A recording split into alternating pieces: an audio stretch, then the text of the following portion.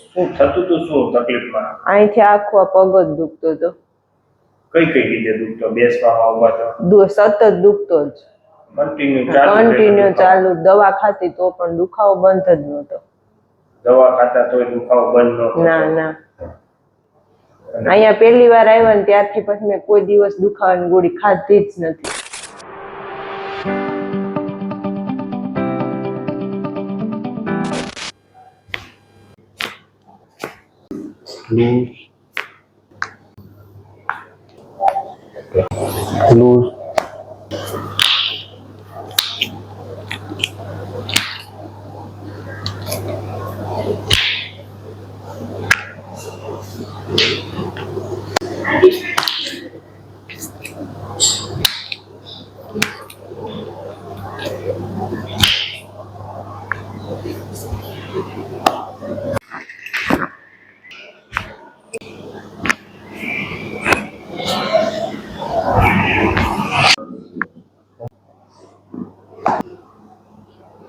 ઊંડો શ્વાસ લો માં, છોડો.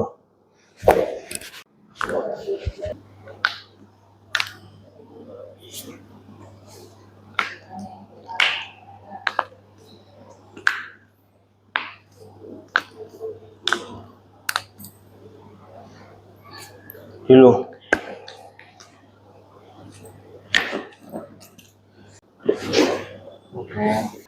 નમસ્તે મિત્રો, આપણી સાથે અત્યારે હર્ષા માતાજી છે, જેમને L4 L5 માં ગાદી ખસી ગઈ હતી. તેમની હિસાબે સાયટિકાનો દુખાવો ખૂબ હતો.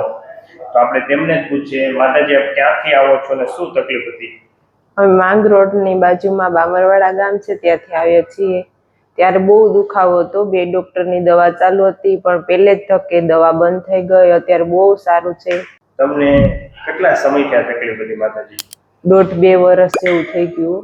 શું થતું હતું, શું તકલીફમાં? અહીંથી આખો પગ જ દુખતો હતો. કઈ કઈ રીતે દુખતો? બેસવામાં ઊભા સતત દુખતો જ, કન્ટિન્યુ ચાલુ. દવા ખાતી તો પણ દુખાવો બંધ જ નહોતો. દવા ખાતા તોય દુખાવો બંધ નહોતો? ના ના. અહીંયા પહેલી વાર આવ્યા ને ત્યારથી પછી મેં કોઈ દિવસ દુખાવાની ગોળી ખાધી જ નથી.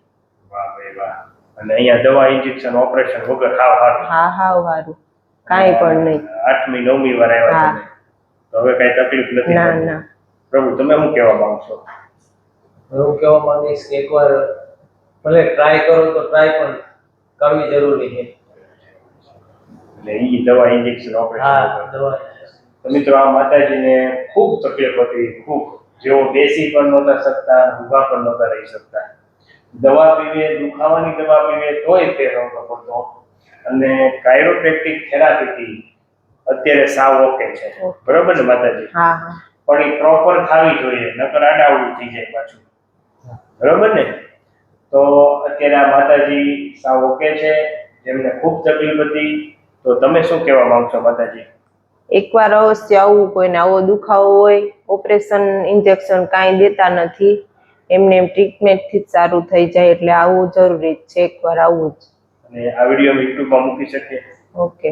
સરસ. ખૂબ ખૂબ આભાર માતાજી.